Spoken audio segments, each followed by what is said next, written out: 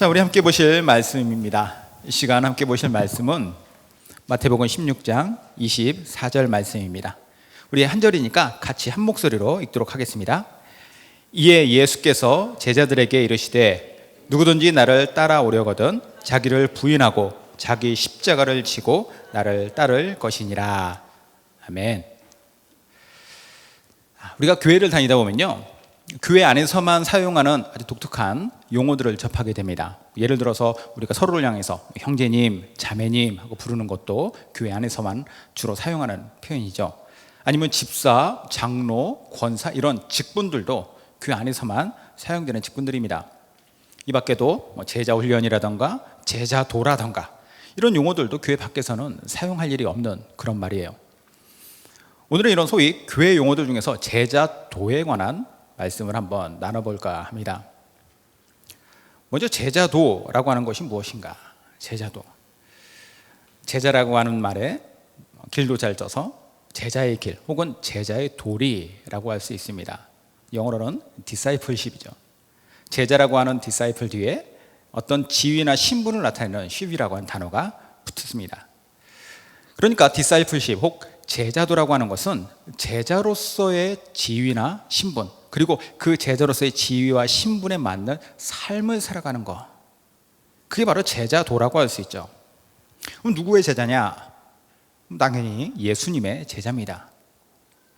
그런데 이 예수님의 제자가 되는 제자됨이라고 하는 것은 한 번에 이루어지는 일이 아니에요.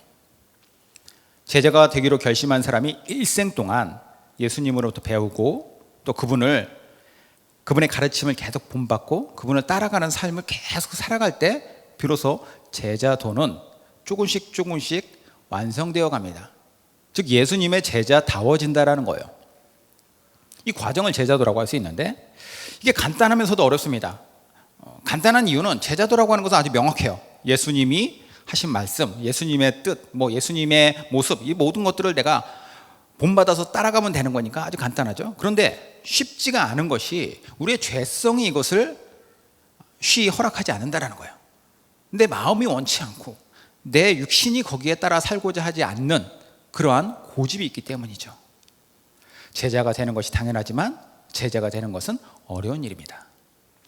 예수 믿고 교회 다니는 사람들 중에서 많은 사람들이 착각하는 게 있어요. 이게 뭐냐면 오랜 세월 동안 교회에 다니다 보면은 어느 순간에 내가 제자가 된다라고 생각하는 거예요.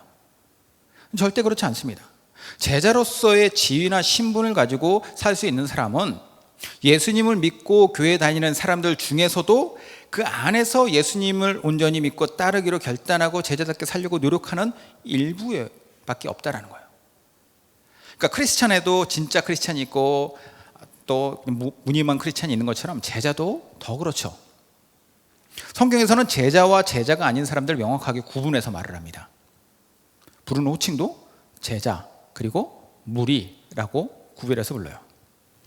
우리가 예수님의 활동에 대한 직접적인 기록들, 그러니까 사복음서, 마태, 마가, 누가, 요한복음서를 보면은 예수님이 이스라엘 지역뿐만 아니라 이스라엘 근동에 있는 여러 나라들로도 다니시면서 사람들을 많이 만나시는 모습을 봅니다. 거기서 예수님의 사역들을 계속 공생애 3년 동안의 사역을 하시는데 그 기간 동안에 많은 사람들이 예수님을 보기 위해서 따라와요.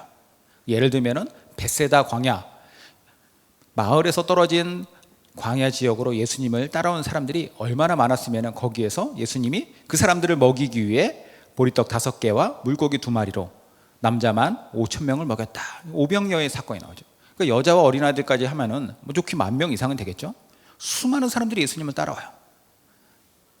예수님이 또 여리고라고 하는 도시로 갔을 때에는 거기에서 사람들이 너무 많으니까 예수님의 얼굴 한번 보려고 키가 작은 삭개오는 뽕나무 위로 올라가야만 했다라고 나오죠. 그러니까 예수님이 가시는 곳마다 처음부터는 안 그랬겠지만 점점 그 지역에 예수님이라고 하는 존재가 나타남이 사람들에게는 엄청난 큰 사건이 되었고 사람들은 예수님을 보기 위해서 따라갔다라는 거예요.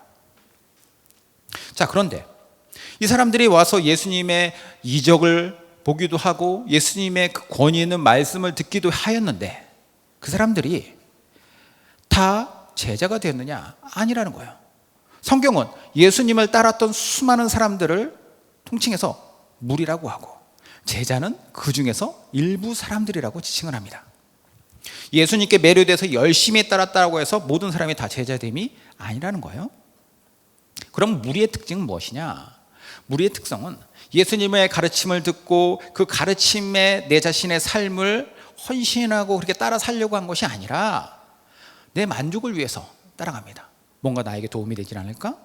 뭔가 내가 궁금했던 것들 문제가 풀리지 않을까? 그게 목적이었다는 거죠.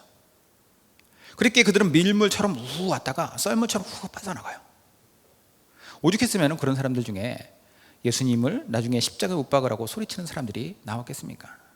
무리에 속한 사람들은요, 자기가 기대했던 것들이 채워지면 돌아갔고, 실망스러워 보이면 돌아갔고, 그리고 뭔가 부담되는 요청을 하시면, 예수님께서 그런 말씀을 하시면 돌아가요. 카일 아이들먼 목사님이라는 분이 팬인가 제자인가 라고 하는 책을 썼는데, 그게 이제 현대적인 용어로 그 당시의 무리가 바로 오늘날 예수님을 팬과 같은 자세로 예수님을 믿으려 한다는 거죠. 나를 위해서, 나의 만족, 나의 기쁨을 위해서 팀이 있는 것처럼 아주 열심히 헌신하는 것 같이 보여요. 하지만 그 팀의 성적이 곤두박질치고 뭔가 이슈가 생겼을 때는 나는 언제든지 그 팀으로부터 다른 팀으로 옮겨갈 수 있다는 거. 이게 온전한 제자됨의 모습이 아니라는 것을 이야기하고 있죠. 제자는 어떤 모습을 가르치고 있는가? 제자는 어떤 모습을 보여주고 있는가? 끝까지 예수님의 가르침을 듣기 위하여서, 따르기 위하여서 적어도 노력을 계속하는 사람들이에요. 마태복음 보면은 13장에 예수님께서 이때도 많은 사람들이 예수님을 따라오니까 예수님이 바닷가에 배를 띄우고 그 사람들에게 말씀을 전하시는 장면이 나와요. 13장 1절에서 11절인데 제가 일부만 한번 읽어드리겠습니다.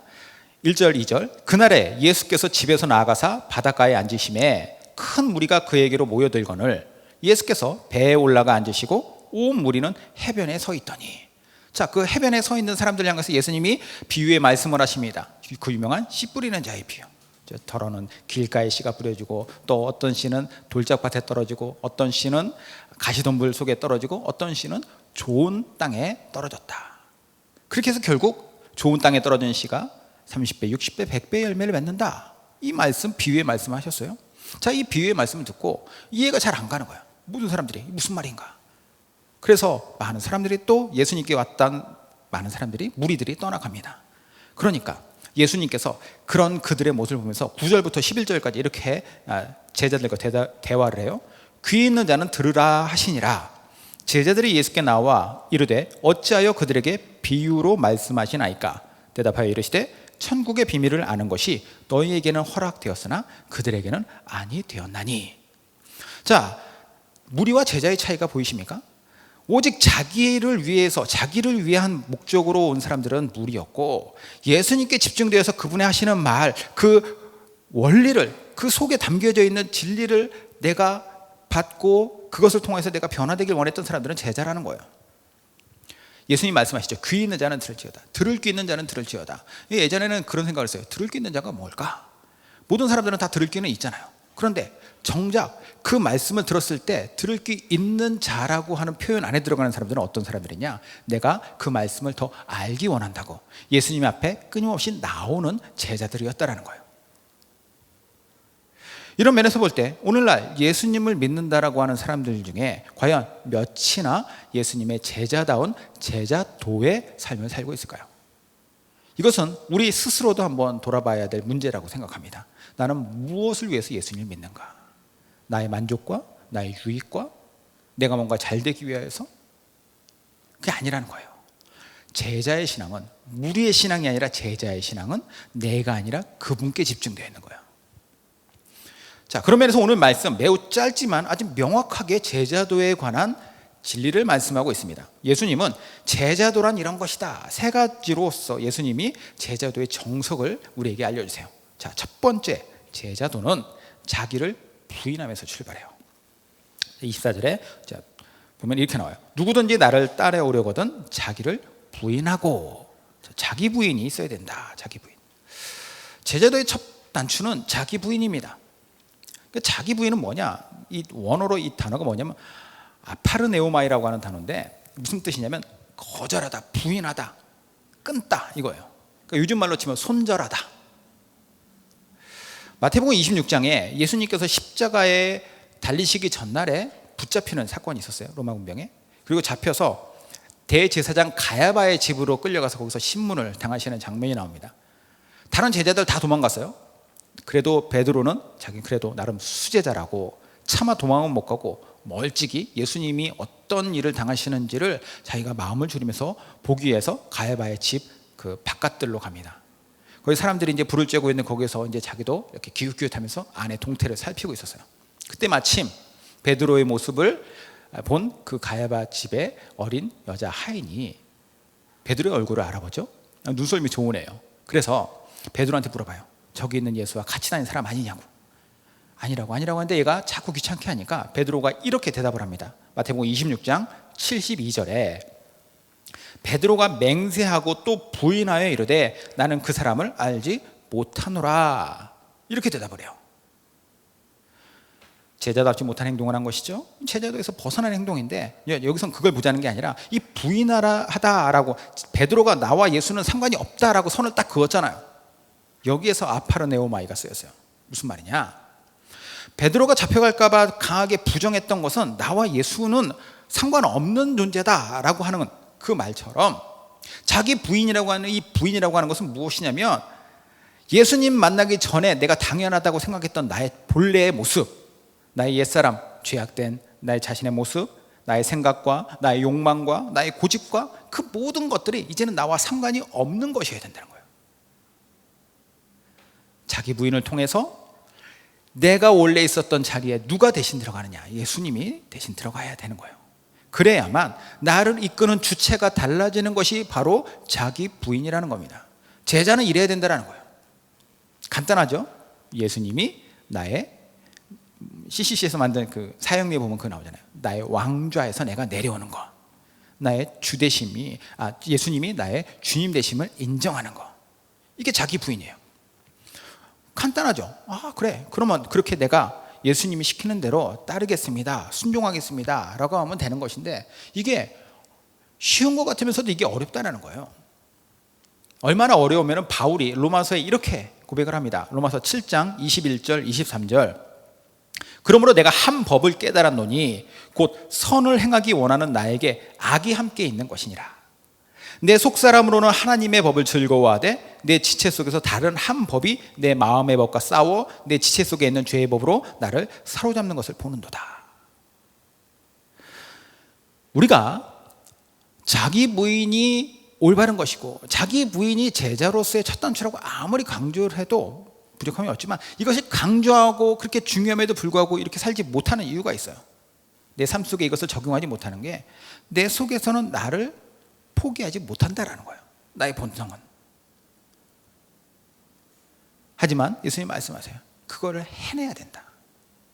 자기 부인해야 된다.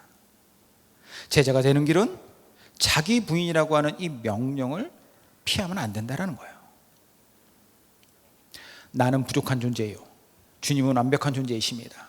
이 사실 앞에서 그러면 내 안에 주님이 오시면 주님으로 말미암아서 나는 이제 나의 주인됨을 주님께 이양하겠습니다. 자기 부인이죠. 두 번째 예수님이 이어서 말씀하시는 제자의 정석은 자기 십자가를 짊어져야 된다라고 말씀하세요. 자, 자기 십자가를 지고 라고 나오죠. 그럼 자기 십자가를 진다라는 게 뭔가? 자기 십자가를 진다. 앞서서 자기 부인이 내 자신을 바라보면서 내 스스로의 나의 죄악됨과 부족함을 인정하면서 내가 주님 앞에 순종하겠습니다. 나의 주인이 되어 주십시오. 라고 하는 내가 수동적인 자세로 주님을 따르겠습니다. 쫓아가겠습니다. 라고 한다면 여기서 자기 십자가를 진다는 것은 이제 순종할 때의 고난과 그리고 그때의 희생을 내가 각오하겠습니다. 그것을 내가 스스로 짊어지겠습니다. 라고 하는 능동적인 변화예요. 십자가라는 게 기본적으로 고난의 상징이죠. 고난의 상징. 근데 예수님이 왜 십자가를 지셨는지를 한번 생각해 보시기 바라요. 예수님이 십자가가 고통스러울 줄 몰라서 가다 보니까 이렇게 십자가를 지셨을까요? 이렇게 아플 줄 몰랐다. 그랬었나요?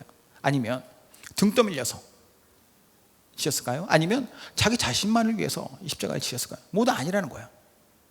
예수님이 우리를 향한 십자가를 지심은 당신이 모든 고통을 알고 계시고 이것에 대한 하나님의 계획을 그분이 온전히 순종한 것이며 그걸 통해서 우리 모두의 구원을 이루신 것이잖아요. 사람은 누구나 고난을 싫어합니다. 그렇죠? 고난 자체, 고난 받기 원하는 사람 아무도 없어요. 그런데 그 고난의 앞에 딱 보이고 이 고난이 예상됨에도 불구하고 그것을 적극적으로 취하고자 하는 사람이 어디 있겠습니까? 그런데 성경은 얘기해요. 예수님이 그렇게 하셨고 그리고 너희도 그렇게 해야 된다. 제자는 각자가 감내해야 될 고난이나 어려움의 십자가를 피하지 말고 적극적으로 감수하고 감내해라. 이게 제자다라는 거예요. 토마스 아켄피스라고 하는 분이 그리스도를 본받아라고 하는 책을 썼죠. 이분이 제자도에 대해서 정의를 내렸어요. 제자도란 뭐냐? 제자도란 그를 아는 것이며 그를 사랑하는 것이며 그를 믿는 것이며 그에게 헌신하는 것이며 나아가서 그가 가는 길을 나도 가는 것이다. 그가 가는 길이 뭐예요? 십자가의 길이잖아요. 그러니까 내가 적극적으로 예수 그리스도의 길을 가겠습니다. 어려움에 고난이 닥쳐온다 할지라도 이게 제자도의 과정이니 내가 이것을 감수하겠습니다. 이게 제자도의 자세예요. 제자됨에. 아까 베드로가 가야바야 집 앞에서 예수님과 나와 상관이 없습니다. 아파르네오마이 라고 얘기를 했다고 했잖아요. 이 사건 이후에 베드로가 도망갔다가 다시 예수님, 부활하신 예수님을 만나고 나서 변화가 돼요. 그리고 사도행전 4장에 보면은 이렇게 반응을 합니다. 똑같이 그가 또 예수님이 잡혀가서 신문당했던 그 대제사장들 앞에서 이렇게 대답을 합니다. 이 예수는 너희 건축자들의 버린 돌로서 집 모퉁이의 머릿돌이 되었느니라. 다른 이로서는 구원을 받을 수 없나니 천하 사람 중에 구원을 받을 만한 다른 이름을 우리에게 주신 일이 없음이라 하였더라. 이게 사도행전 4장 11, 12절에 나오는 베드로의 대답입니다. 베드로에게 고난이 닥쳐왔어요. 고난이 눈에 보이는 거예요. 그런데 베드로는 뭐라고 얘기하느냐? 그래, 죽여라 이거예요. 내가 이야기할 것, 내가 알고 있고 믿고 있는 것은 바로 이것이다 라고 하는 거예요. 이것을 내가 적극적으로 십자가를 짊어지듯이 적극적으로 내가 취하는 삶을 살겠다. 제자도라는 것이죠. 마지막 세 번째 제자도의 정석은 예수님을 따라가는 거예요. 나를 따를 것이니라. 자, 예수님께서 자기 부인하라, 자기 십자가를 져라 이렇게 말씀하시면서 마지막으로는 나를 따르라라고 말씀하시죠. 따라오라 명령어인데 이것은 한 번만 따라오라라고 하는 말이 아니라 계속적인 행동을 요구하는 명령어예요. 강력한 명령이죠. 자, 예수님의 제자는요, 한 번 자격증, 제자 자격증 따고 마는 것이 아니라 제자의 신분을 유지해야 돼요. 계속 따라감으로써. 그게 예수님의 제자입니다. 예를 들어서 우리가 생전 처음 가는 어떤 낯선 나라에 혼자 딱 간다고 생각해 보십시오. 휴대폰도 안 돼요. 그래가지고 구글맵도 찾아볼 수가 없어요. 그러면 내가 주소만 가지고 어딘가를 찾아가야 된다면 어떻게 하느냐? 방향 감각도 없고 뭐 지형지물 내가 볼 수도 없고 아무것도 모르실 때 지나가는 그 동네 사람을 만나면 주소가 적힌 종이를 보여주고 어디냐고 물어보겠죠. 대화는 안 통해요. 이때 친절한 사람이 자기를 따라오라고 말을 합니다. 무슨 의미겠어요? 내가 목적지 안다. 그리고 내가 거기를 안내하겠다. 그러면 그걸 따라갈 때 그러면 거기에 따라가기 위해 있어서 한 번만 그 사람이 어디로 가는지 방향만 잡고 그냥 마나요? 그게 아니라는 거예요. 그 사람을 놓치지 않도록 계속 따라가는 것. 그래야지 목적지에 도달할 수 있다는 거죠. 예수님을 따르라고 하는 명령도 마찬가지입니다. 예수님이 당신의 제자가 되겠습니다라고 하는 우리들에게 그래 네가 알아서 여기까지 찾아와라 라고 하시는 게 아니라 내가 앞장설 테니 함께 목적지를 향해서 가자. 나를 따르라. 내가 가다가 이 말을 하면 너는 그 말을 듣고 움직이면 되고 내가 가다가 여기서 올라가자라고 하면 너도 거기로 오르막길을 타면 되는 거잖아. 그렇게 가다 보면 나도 모르게 어떻게 되느냐? 내가 그분의 길을 걷는 방식을 닮아가지 않을까요? 결국 목적지에 우리는 도달할 때까지 그분과 동행하면서 알게 모르게 그분의 발걸음을 따라가면서 우리가 닮게 되는 거예요. 그렇게 나아가다 보면은 이런 일도 생기겠죠. 예수님이 이럴 땐 이렇게 말씀하시겠지? 이럴 때는 이 길로 가면 되겠지? 라고 하는 예상도 될 겁니다. 왜냐? 그분은 일관성이 있는 분이니까 이럴 땐 일로 갔다가 다른 때는 다른 데로 가고 그게 아니잖아요. 그분은 그렇게 닮아가는 거죠. 이 제자도라는 거예요. 그리고 이런 제자도의 삶이 바로 올바른 크리스천의 삶이라고 할 수 있는 거. 그래서 이런 말이 있어요. 그리스도인의 삶은 한 번의 큰 결단과 수많은 작은 결정들로 되어 있다. 한 번의 큰 결단은 무엇입니까? 예수님을 영접하는 거예요.